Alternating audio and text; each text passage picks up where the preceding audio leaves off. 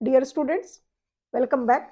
आज के लेक्चर में हम स्ट्रेंथ ऑफ मटेरियल का जो सब्जेक्ट है आपका, उसमें कॉलम और टॉर्जन के टॉपिक कवर करेंगे। तो स्टार्ट करते हैं।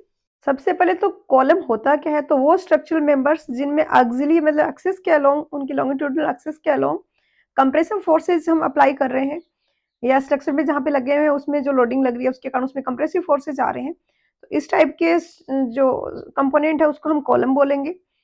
कॉलम के डिफरेंट डिफरेंट टाइप्स हैं जो कि आपको पता होना चाहिए। काफी बार ऐसा क्वेश्चन पूछा जाता है कि 3-4 ऑप्शन दे देगा, इनमें से कौन सा कंप्रेशन मेंबर नहीं है, इनमें से कौन सा टेंशन मेंबर नहीं है, तो आपको पता होना चाहिए। स्टेंचियंस, पोस्ट, स्ट्रट, बूम है तो ये सारे कंप्रेशन मेंबर ही, लेकिन ये कहाँ पे लगे हुए हैं और किस पर्पज के लिए लगे हुए हैं, कौन से स्ट्रक्चर में लगे हुए हैं, उसके बेसिस पे इनके अलग अलग नाम दिए गए हैं।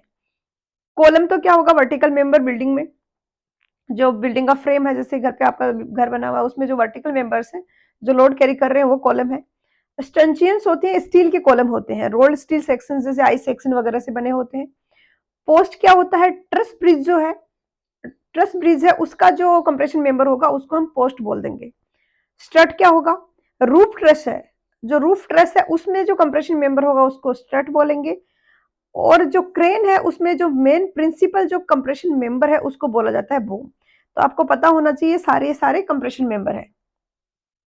मोड ऑफ फेलियर अब क्या हो सकते हैं, फॉर एग्जाम्पल बहुत ही ज्यादा क्रॉस सेक्शनल एरिया का एक कम लेंथ का मेंबर है, आप उसको यहां से कंप्रेसिव फोर्सेस लगाओगे तो कंप्रेशन में क्रश हो जाएगा। तो बहुत ज्यादा कंप्रेसिव स्ट्रेसेस आएंगे और उसके कारण ये क्रश हो जाएगा, फेल हो जाएगा।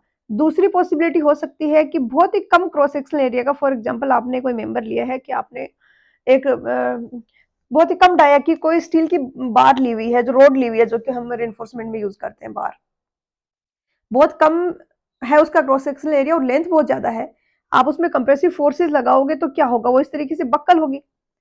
बक्कल होगी तो इधर की साइड टेंशन आएगा, इधर की साइड कंप्रेशन आएगा, और बकलिंग में ये जो बार है ये फेल होगी। तो अब बकलिंग में फेल होगी कि क्रशिंग में होगी, ये डिपेंड किस पे करेगा। एक तो क्रॉस सेक्शनल एरिया जितना कम होगा उतना ज्यादा बकलिंग के चांसेस बढ़ जाएंगे। आई होप इसको विजुअलाइज कर पा रहे हो आप। नहीं तो आप कोई भी सिंपल सा कोई मेंबर ले लीजिए, कोई भी ऑब्जेक्ट ले लीजिए जिसका क्रॉस सेक्शनल एरिया कम, आप उसको दोनों पाम्स के बीच में, थैलियों के बीच में लेके दबा के देखिए वो कैसे बकल होता है। और वो बकल होने की टेंडेंसी उतनी ही ज्यादा होगी जितनी लेंथ ज्यादा होगी या क्रॉस सेक्शनल एरिया कम होगा। कोई बहुत ही थिक मेंबर है, कोई बहुत ही ज्यादा क्रॉस सेक्शनल एरिया का मेंबर है, तो उसको आप कंप्रेस करोगे, लेंथ कम होगी तो बकल नहीं होगा। बकल नहीं होगा तो इस टाइप के फेलियर को हम बोलेंगे कि ये फेलियर हो रहा है, क्रशिंग में हो रहा है, यहाँ पे फेलियर हो रहा है ये मेनली बकलिंग में हो रहा है, कि इस तरीके से बकल हो रहा है और इसके कारण यहाँ पर स्ट्रेसेज आ रहे हैं। अब कौन सा फेलियर होगा, क्रशिंग हो सकता है, बकलिंग हो सकता है और मिक्स मोड हो सकता है, जिसमें क्रशिंग भी हो रहा है और बकलिंग भी हो रहा है अगर इंटरमीडिएट लेंथ का कोई कॉलम है तो। उसके बाद बकलिंग फेलियर की अगर हम बात करें तो इसको के लिए एक आइलर्स थ्योरी होती है, ध्यान रहे ये बकलिंग फेलियर के लिए होती है, यानी कि ये लॉन्ग कॉलम्स के लिए होगी। आइलर्स थ्योरी में सबसे पहले तो जो भी थ्योरी जहां जहां पर भी है उनमें जो अजम्पशंस है वो बहुत एक इंपॉर्टेंट पॉइंट्स है एग्जाम पॉइंट ऑफ व्यू से, क्योंकि उनमें क्वेश्चंस बनते हैं और वो अच्छे वाले क्वेश्चंस बनते हैं जो कि डिफरेंस क्रिएट करते हैं स्टूडेंट्स के मार्क्स में। कोई बेसिक सा आइलर्स वाला फॉर्मूला पूछा है उसको कोई भी आंसर कर देगा, बट अजम्पशंस वाले जो स्टेटमेंट्स होते हैं, क्वेश्चंस होते हैं, उनको मोस्टली स्टूडेंट्स आंसर नहीं कर पाते, तो इन पे आपकी अच्छी कमांड होनी चाहिए। क्या क्या है, axis of column is perfectly straight, जब लोड नहीं लगा रहे तो एक्सिस की कॉलम की एक्सिस ऐसे स्ट्रेट है, बिल्कुल ऐसे भी नहीं है, ऐसे भी नहीं है, बिल्कुल स्ट्रेट है। Line of thrust coincide exactly with the unstrained axis of column, ये कॉलम है इसकी जो एक्सिस है इसके साथ कोइंसाइड कर रहा है लाइन ऑफ थ्रस्ट, जो लोड लगा रहे हैं, बिल्कुल सेंट्रिकली लगा रहे हैं, सेंटर में लगा रहे हैं एक्सिस के along. Flexor rigidity is uniform, कि यहाँ पे यहाँ पे यहाँ पे हर जगह आई सेम है, मटेरियल सेम का बना हुआ है कॉलम, तो ई भी सेम है, तो ई इंटू आई को हम बोलते हैं फ्लेक्सर रिजिडिटी, ये सेम है। मटेरियल आइसोट्रोपिक और होमोजीनियस ही है, मैक्सिमम जगह पे अजम्पशन होता ही है। अब यहाँ पर बहुत ज्यादा डिटेल में हमने नहीं पढ़ना Euler's formula, exam point of view से जो जो पॉइंट हमारे लिए इंपॉर्टेंट है, जब हम ग्राफ बनाते हैं एल बाई आर का और ये जो स्ट्रेस आ रहे हैं उनका, तो हमारा ग्राफ बनता है ये वाला। अब आइलर्स थ्योरी है उसमें हम एग्जाम्पल लेते हैं कि मटेरियल है वो इलास्टिक रेंज में है, क्योंकि यहाँ पर हम ये वाला फॉर्मूला लगाते हैं, एम इज इक्वल टू ई आई ये माइनस साइन आता है इसमें d2y/dx², जो हमने पीछे भी देखा है। y क्या है यहाँ पे डिफ्लेक्शन है, जैसे ये कॉलम है इस पे आप लोड लगाओगे तो इस तरीके से डिफ्लेक्ट होगा। तो किसी पॉइंट पे ये जो डिफ्लेक्शन आ रहा है ओरिजिनल शेप और अभी वाली जो शेप है उनके बीच का जो गैप है, जो डिस्टेंस है वो डिफ्लेक्शन है। तो y डिफ्लेक्शन है ei d2y/dx² is equal to m होता है। ये इक्वेशन तभी करेक्ट होती है जब इलास्टिक रेंज में है आपका जो मटेरियल है वो। तो अगर स्ट्रेसेज इलास्टिक रेंज से ज्यादा चले गए तो उस केस में ये फॉर्मूला एप्लीकेबल नहीं होगा। फिर जो हम ये यहाँ पे आइलर्स वाला जो डेरिवेशन करते हैं, जो फॉर्मूला ये फाइनल वाला निकालते हैं, ये भी एप्लीकेबल नहीं होगा। तो यहाँ पर हम जब ग्राफ प्लॉट करते हैं L/R रेशियो और स्ट्रेसेस के जो ये कंप्रेसिव स्ट्रेस आ रहे हैं इनके बीच में, तो ये वाला ग्राफ बनता है। अब इस वाली रेंज में क्या हो रहा है, यहाँ से यहाँ तक की रेंज में ये इलास्टिक जो रेंज है, इलास्टिक लिमिट जो है उससे ज्यादा के स्ट्रेसेस है। तो आइलर्स फॉर्मूला इस रेंज में एप्लीकेबल नहीं होगा क्योंकि इक्वेशन अप्लाई नहीं हो सकती यहाँ पर। तो ये फॉर्मूला जो ये यहाँ पे डायग्राम बना हुआ है उसमें आइलर्स वाले में सिर्फ इतनी ही रेंज है जो कि यूज होगी, यहाँ से लेके यहाँ तक। ये यहाँ पर जो दिख रहा है आपको ये वाला पोर्शन इस ग्राफ का, यहाँ पे ये 250 है और ये यहाँ पे इससे कम है। इस वाली रेंज में सारे में ही इलास्टिक लिमिट से कम है जो स्ट्रेस है वो। तो इसके लिए जो स्लेंडरनेस रेशियो क्या होता है, स्लेंडरनेस रेशियो इसके लिए यहाँ पर हम ग्राफ में देखते हैं तो ये आता है 89 से ग्रेटर होना चाहिए। स्लेंडरनेस रेशियो मैं आपको रिमाइंड करा दूं, आपने वैसे तो कहीं ना कहीं पढ़ा होगा अब तक। ये क्या होता है, एल इफेक्टिव जो इफेक्टिव लेंथ है, ये किस पे डिपेंड करता है इसको हम आगे देखेंगे। Effective length divided by R G है radius of gyration, R G equal होगा I moment of inertia divided by A और इसका स्क्वायर रूट। तो आर जी हो गया आई अपॉन ए का स्क्वायर रूट और एल अपॉन आर जी आपका हो गया लेमडा स्लेंडरनेस रेशियो। इस ग्राफ से हमें पता चल गया कि 89 से ग्रेटर होगा स्लेंडरनेस रेशियो तो स्ट्रेसेस इलास्टिक लिमिट से ज्यादा होंगे और आइलर्स फॉर्मूला एप्लीकेबल नहीं होगा। तो ये 89 जो नंबर है आपके लिए इंपॉर्टेंट है, आपको पता होना चाहिए कि लेमडा इससे सॉरी ग्रेटर होगा तो एप्लीकेबल होगा, लेस होगा तो एप्लीकेबल नहीं होगा। इस वाली रेंज में लेस है 89 से, तो यहाँ पर हम अप्लाई नहीं कर सकते क्योंकि यहाँ पर जो स्ट्रेसेस हैं वो इलास्टिक लिमिट से ज्यादा है, बाहर है इससे। अब एल इफेक्टिव मैंने यहाँ पे बताया तो ये किस पे डिपेंड करेगा, ये एंड कंडीशंस पे डिपेंड करेगा। स्टैंडर्ड जो फॉर्मूला आपका है पीई का, पीई क्या है, वो मैक्सिमम लोड जो कोई कॉलम ले सकता है वो इक्वल होगा। ध्यान रहे ये फॉर्मूला एप्लीकेबल लॉन्ग कॉलम्स के लिए और फॉर्मूला है ये आइलर्स फॉर्मूला। अब यहाँ पर एल जो एल इफेक्टिव है डिपेंड करेगा कि एंड कंडीशंस कैसे है। एंड जो है जो कॉलम के वो हिंज्ड हो सकते हैं, फिक्स्ड हो सकते हैं, एक हिंज्ड एक फिक्स्ड हो सकता है। तो डिफरेंट पॉसिबिलिटीज इसमें चार केस बन सकते हैं कि एक तो बोथ एंड हिंज्ड है तो उस केस में एल ही है वो एल ही होगा जो एक्चुअल लेंथ है कॉलम की। वन एंड फिक्स्ड है अदर फ्री है तो एल ही यहाँ पे इक्वल होगा 2l के। बोथ एंड्स फिक्स्ड है तो एल बाई 2 के इक्वल होगा और वन एंड फिक्स्ड है अदर एंड हिंज्ड है तो एल बाई रूट 2 के इक्वल होगा।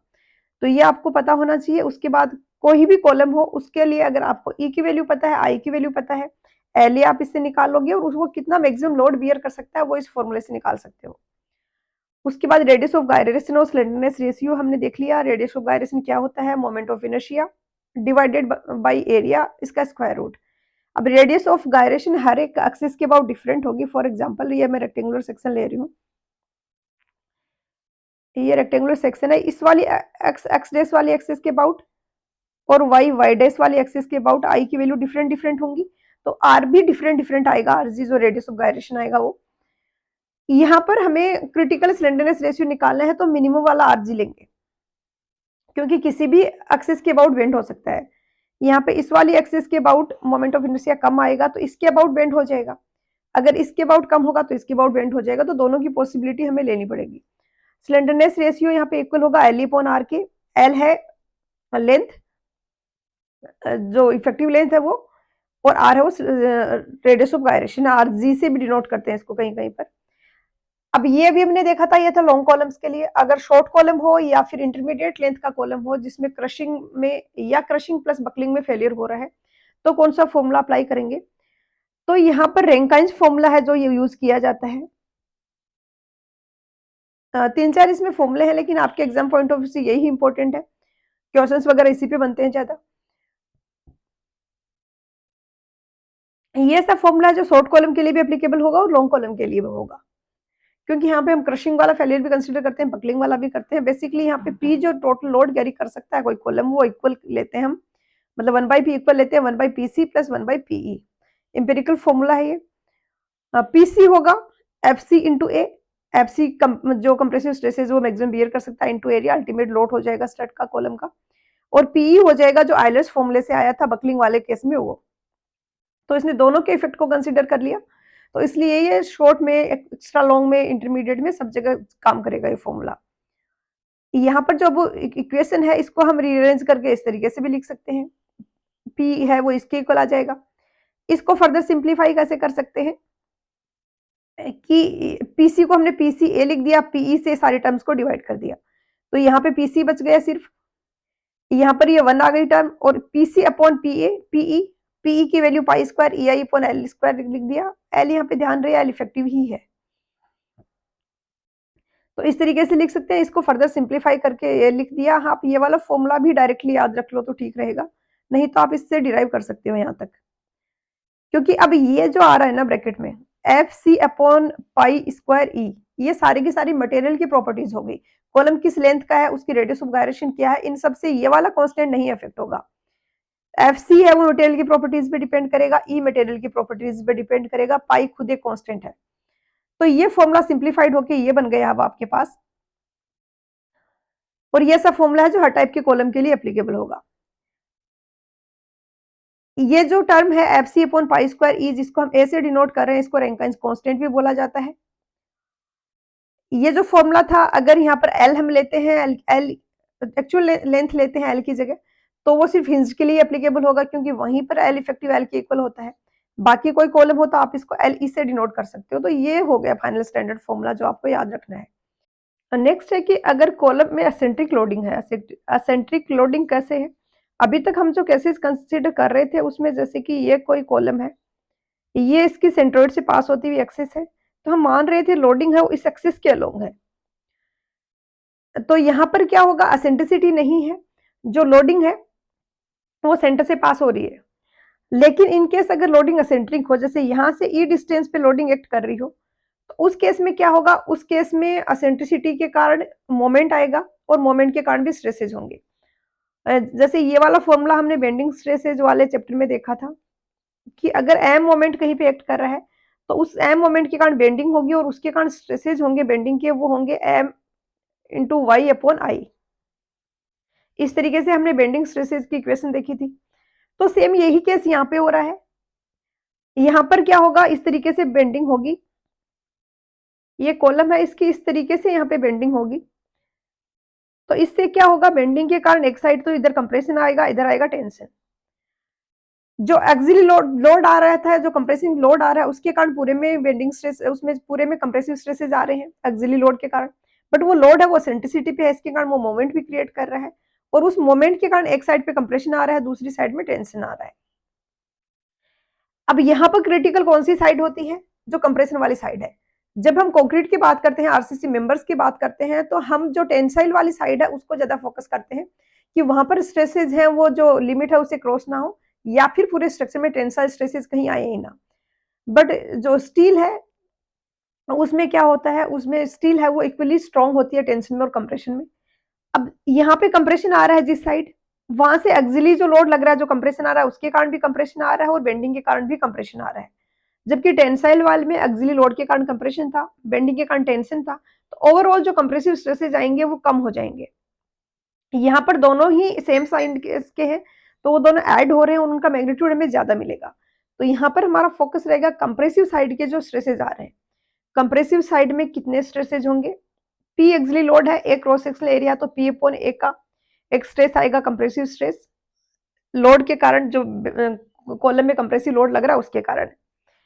ई लोड पे मतलब ई एसेंट्रिसिटी पे पी लोड लग रहा है, तो मोमेंट आपका हो जाएगा P dot E, P into E. और इस वाले फॉर्मूले से अगर हम देखें तो हमारा बेंडिंग स्ट्रेसेस क्या हो जाएगा, F is equal to M upon Z. M आपका हो गया P into E upon Z. Z आप क्या लिख सकते हो, जेड होता है I upon Y C. Y C क्या है, यहाँ पे जो एक्सट्रीम फाइबर है, जिस जो न्यूट्रल एक्सिस से सबसे ज्यादा डिस्टेंस पे लोकेटेड है, उसका डिस्टेंस। और हमें पता है आर होता है रेडियस ऑफ गायरेशन, ये इक्वल होता है आई अपॉन ए का रूट। तो ये इस फॉर्मूले से हमारे पास आई आ गया ए डॉट आर का स्क्वायर। तो आई की जगह हम ए डॉट आर का स्क्वायर रख देंगे और इसको डिवाइड करेंगे वाई सी से। वाई सी फिर से बता देती हूँ, एक्सट्रीम कंप्रेशन फाइबर है, उसकी डिस्टेंस है न्यूट्रल एक्सिस से। तो जेड की जगह हमने आई अपॉन वाई लिखा, वाई सी ऊपर चला गया और ये आपके पास फॉर्मूला बन गया यहाँ पर।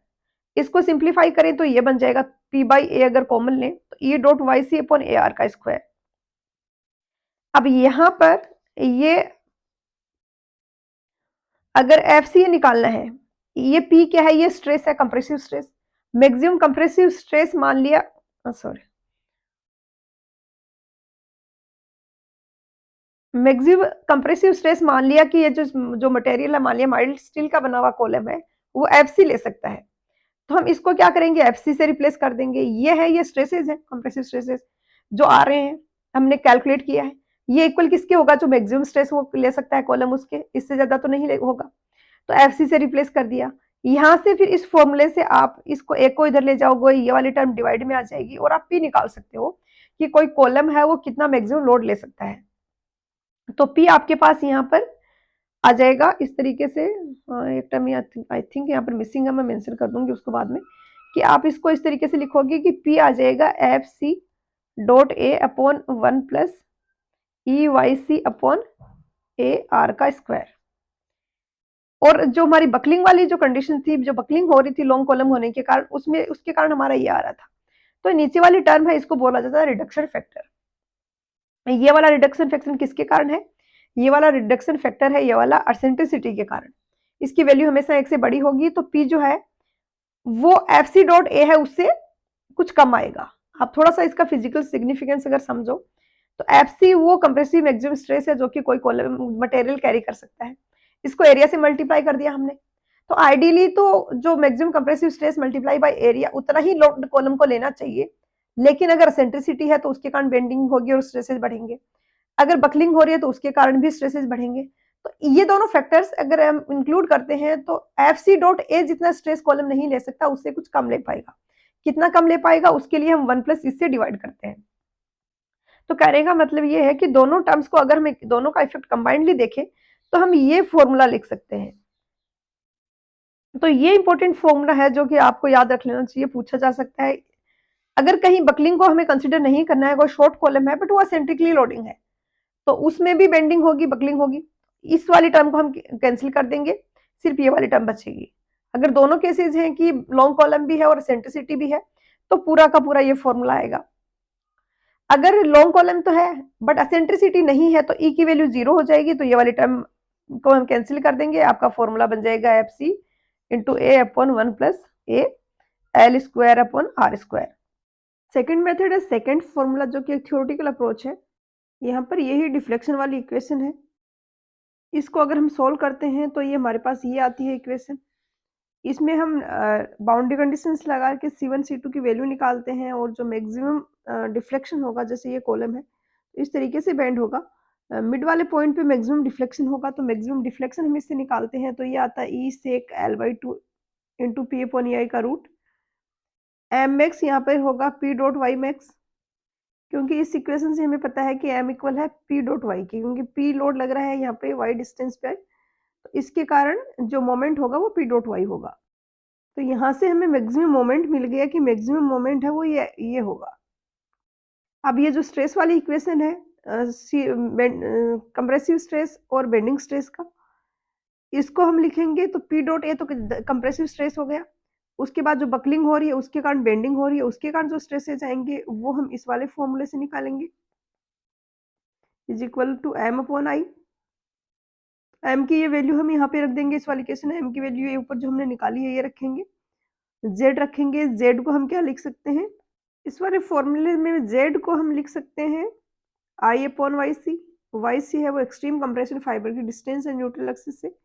i अपॉन a का स्क्वायर रूट होता है आर जी, या r से डिनोट कर सकते हैं इसको। तो यहाँ से हमारे पास आ गया कि i को हम रिप्लेस कर सकते हैं ए आर स्क्वायर से।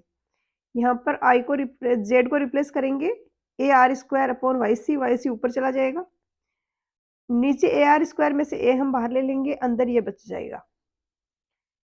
तो इस फॉर्मूले को बोला जाता है सेकेंड फॉर्मूला। नेक्स्ट है मर्चेंट रैंकाइन फॉर्मूला, जो कि IS 800 1984 में भी यूज किया गया था। फॉर्मूला है sigma S will be equal to FCC dot FY upon M FCC raise to power n plus FY raise to power n this whole raise to power 1/n। Sigma S यहाँ पर permissible stress है axial compression में, FCC है elastic critical stress है compression में, FY है वो yield stress है स्टील में, E है वो मॉडुलस ऑफ इलास्टिसिटी है, लेमडा है वो L/R है, M यहाँ पर फैक्टर ऑफ सेफ्टी है जिसकी वैल्यू होगी 10/6 और n है ये एक फैक्टर है जिसकी वैल्यू होती है 0.4। तो ये मर्चेंट रैंकाइन फॉर्मूला हो गया। यहाँ पर कॉलम वाला चैप्टर खत्म होता है। अब हम टॉर्जन वाला चैप्टर करते हैं। ये भी बहुत ही सिंपल सा और बहुत ही इजी क्वेश्चंस बनते हैं इस टॉपिक से। सबसे पहले तो आपको बेसिक अंडरस्टैंडिंग होनी चाहिए इन टर्म्स की। जैसे टॉर्जन है तो पता होना चाहिए कि टॉर्जन होता क्या है। जैसे कि आप कपड़े हैं उनको सुखाने के लिए जब हम निचोड़ते हैं उस तरीके से जो हम लगा रहे हैं उसमें फोर्स, वो टॉर्जन है। टॉर्जन क्या है? Twisting of A structure member. जब इसको लोड करते हैं हम कपल से, जो कि रोटेशन प्रोड्यूस करते हैं लॉन्गिट्यूडनल एक्सिस के अबाउट। जैसे ये लॉन्गिट्यूडनल एक्सिस है, इसके अबाउट हम कपल लगाते हैं। कपल कैसे लगाते हैं? जैसे यहाँ एंड फिक्स्ड है तो यहाँ पे हम टॉर्जन लगाते हैं, यहाँ पे रेजिस्टिंग टॉर्जन डेवलप होता है। तो ये कपल बन गए और इस कपल के अंडर ट्विस्टिंग होगी इसमें, तो इसको हम बोलेंगे टॉर्जन। जैसे बेंडिंग में हमने ये फॉर्मूला देखा था M/I is equal to FB/Y। Same इसी तरीके से यहाँ पर भी एक फॉर्मूला होता है इसी के सिमिलर। M की जगह T आ जाएगा क्योंकि अब हम टॉर्जन की बात कर रहे हैं तो टॉर्जन वाला मोमेंट लेंगे। J polar moment of inertia है, Q है ये शियर स्ट्रेस है, R है वो डिस्टेंस है शाफ्ट का जो सेंटर है उससे, is equal to N theta upon L। N है वो मॉडुलस ऑफ रिजिडिटी है, थीटा वो एंगल है जिससे रोटेशन हो रहा है और L है वो शाफ्ट की लेंथ है। इसी के सिमिलर ये फॉर्मूला है, ये याद रखना है, इससे आपके काफी ज्यादा क्वेश्चंस हो जाएंगे। Next assumptions. अजम्पशंस क्या क्या है? ये थ्योरी ऑफ टॉर्जन जिसमें ये हम डिराइव करते हैं ये फॉर्मूला और ये जो एनालिसिस करते हैं, इसमें हम अजम्पशंस क्या लेते हैं बहुत इंपॉर्टेंट है। हर एक थ्योरी के assumptions exam point of view से काफी ज्यादा इंपॉर्टेंट है। फर्स्ट है कि शाफ्ट है वो लोडेड है ट्विस्टिंग कपल से जो कि परपेंडिकुलर है एक्सिस ऑफ शाफ्ट के। दूसरा है कि टॉर्जन है वो यूनिफॉर्म है अलोंग द लेंथ, लेंथ के अलोंग जो टॉर्जन है वो यूनिफॉर्म है हर एक सेक्शन पे। सर्कुलर सेक्शन है वो सर्कुलर ही रहेगा, उसकी रेडियस है वो स्ट्रेट रहेगी आफ्टर टॉर्जन भी, डिस्टॉर्ट नहीं होगा। प्लेन नॉर्मल सेक्शंस हैं वो प्लेन ही रहेंगे आफ्टर ट्विस्टिंग, यानी कोई रैपिंग या डिस्टॉर्शन पैरेलल प्लेन्स में नहीं होगा। नेक्स्ट अजम्पशन है कि स्ट्रेस है वो प्रोपोर्शनल है स्ट्रेन के, यानी स्ट्रेसेस हैं वो एक्सीड नहीं कर रहे हैं प्रोपोर्शनल लिमिट से। जो स्ट्रेसेस हैं वो अगर प्रोपोर्शनल लिमिट इलास्टिक लिमिट के अंदर है तो स्ट्रेस और स्ट्रेन प्रोपोर्शनल होंगे। मटेरियल है वो होमोजेनियस और आइसोट्रोपिक है। अब कोई शाफ्ट है उसमें टॉर्जन एक्ट कर रहा है, ट्विस्टिंग हो रही है, तो पावर जो होगी ट्रांसमिटेड वो क्या होगी, वर्क डन होगा वो क्या होगा, इन सब का रिलेशन देखते हैं।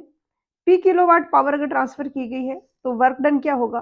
पी किलोवाट पावर ट्रांसफर की गई है यानी P इंटू 10⁻³ न्यूटन मीटर पर सेकेंड की पावर ट्रांसफर हुई है। सेकेंड को अगर हम मिनट में कन्वर्ट करना चाहें तो 60 से मल्टीप्लाई कर देंगे इसको, तो 60 पी किलो न्यूटन पर मीटर मिनट आ गया है। अगर टॉर्क सप्लाइड है वो टी है तो यहाँ पर वर्क डन होगा वो टी इंटू थीटा होगा। जैसे कि एफ फोर्स एक्ट कर रहा है, डिस्प्लेसमेंट डी हो रहा है, तो एफ इंटू डी है वो वर्क डन होता है। तो यहाँ पे हो जाएगा टी इंटू थीटा, ये हो जाएगा टी इंटू 2πn, तो ये हो गया किलो न्यूटन पर मिनट। क्योंकि एन यहाँ पे आरपीएम में होता है, एन क्या होता है? रिवॉल्यूशंस पर मिनट, यानी 30 रिवॉल्यूशंस पर मिनट हो रहे हैं अगर कहीं पे 30 आरपीएम की स्पीड से कोई शाफ्ट ट्विस्टिंग हो रही है उसमें। तो यहाँ पे अब थीटा क्या हो जाएगा? थीटा एक रिवॉल्यूशन में 360 डिग्री होता है, तो 30 रिवॉल्यूशंस में कितने एंगल से ट्विस्टिंग होंगे? 3 इंटू 30 इंटू 360। कितने टाइम में हो रहा है? 1 मिनट में हो रहा है, हमें सेकेंड्स में चाहिए। अगर तो हम इसको 60 से डिवाइड कर देंगे क्योंकि 60 सेकंड में इतना रिवॉल्यूशंस हो रहे हैं, इतने एंगल से ट्विस्टिंग हो रही है, 30 रिवॉल्यूशंस हो रहे हैं, तो 30 इंटू 360 डिग्री का एंगल का टोटल ट्विस्टिंग हो रही है। 1 सेकंड में कितना होगा निकालने के लिए हम 60 से डिवाइड कर देंगे, तो ये यहाँ पे आ गया 2πnt डिवाइडेड बाई 60, ये किलोवाट में पावर आ गया। 1 सेकंड में कितना वर्क डन है वही पावर होता है। तो ये 2π/NT/60 आ गया। तो यहाँ पर अगर आपको n दिया गया है तो आप इसे पावर निकाल सकते हो, वर्क निकाल सकते हो। स्टैंड एनर्जी जो होगी टॉर्जन में स्टोर वो होगी half T into theta. Stand energy का आपके सिलेबस में नहीं दिया गया है, लेकिन फिर भी आप जो थ्योरी में मैंने एक्सप्लेन किया हुआ है सोम की प्लेलिस्ट में, इसका थोड़ा ऊपर से जरूर देख लीजिए, क्वेश्चंस आप एक्सपेक्ट कर सकते हो इस टॉपिक पे। Half into T into theta ये स्ट्रेन एनर्जी हो गई, और इसको हम इस तरीके से भी लिख सकते हैं Fs² / 2n into volume of shaft. Next है कंपाउंड शाफ्ट। नेक्स्ट टॉपिक है कंपाउंड शाफ्ट, जिसमें कि दो शाफ्ट है वो कनेक्टेड हो सकती है, सीरीज में हो सकती है, पैरेलल में हो सकती है। तो देखते हैं हम इनमें क्या क्या इक्वेशंस बनेंगी और कैसे इस टाइप की प्रॉब्लम को हम सॉल्व करेंगे।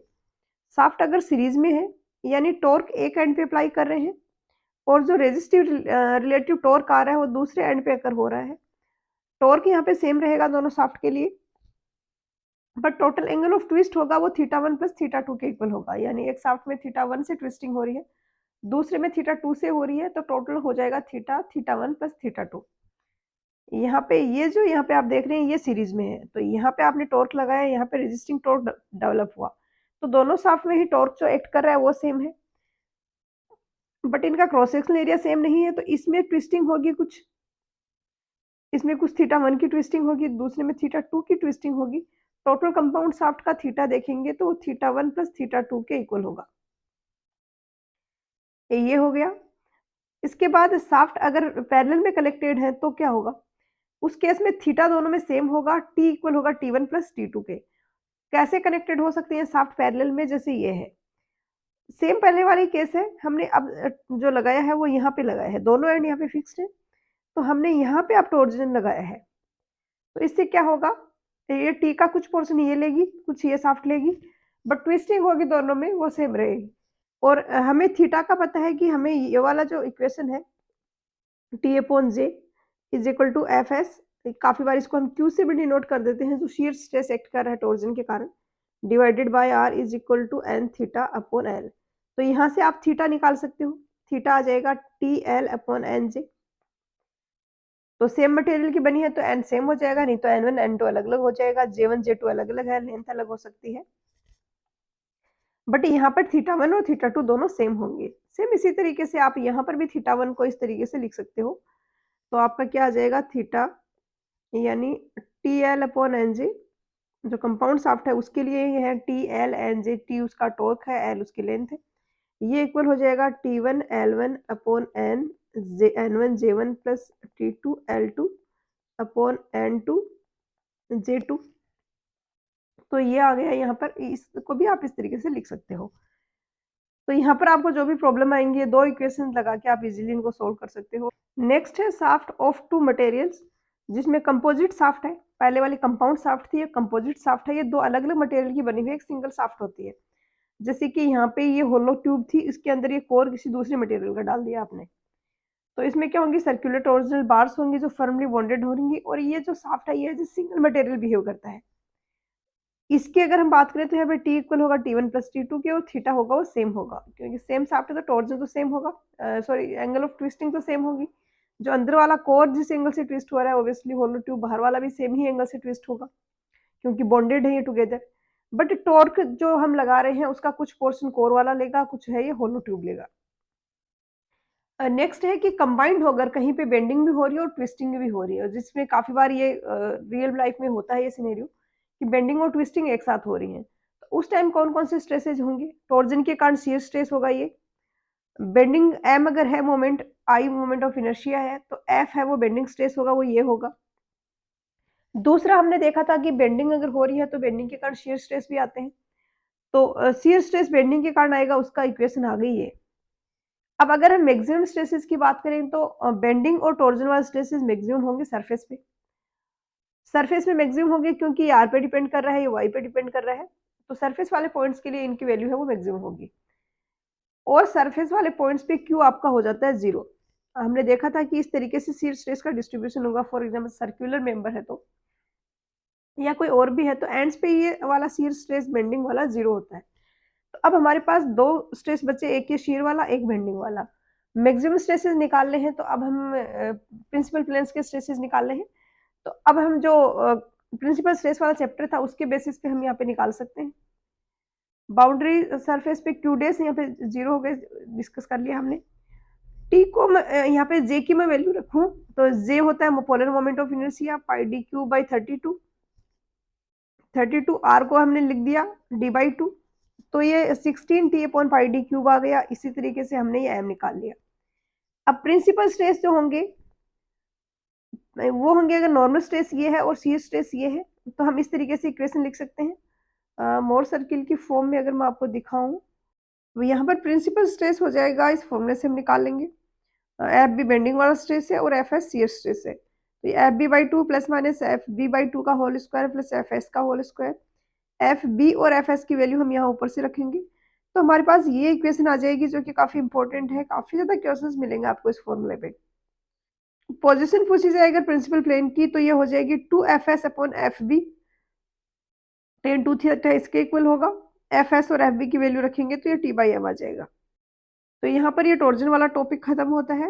नेक्स्ट में हम कॉलम और टॉर्जन के कंबाइंडली मिक्स्ड क्वेश्चंस करेंगे। टॉर्जन वाला काफी इजी चैप्टर है, इसमें कभी कोई क्वेश्चन कोशिश करेंगे गलत ना हो, छूटे ना। तो यही एंड करते हैं इस लेक्चर को।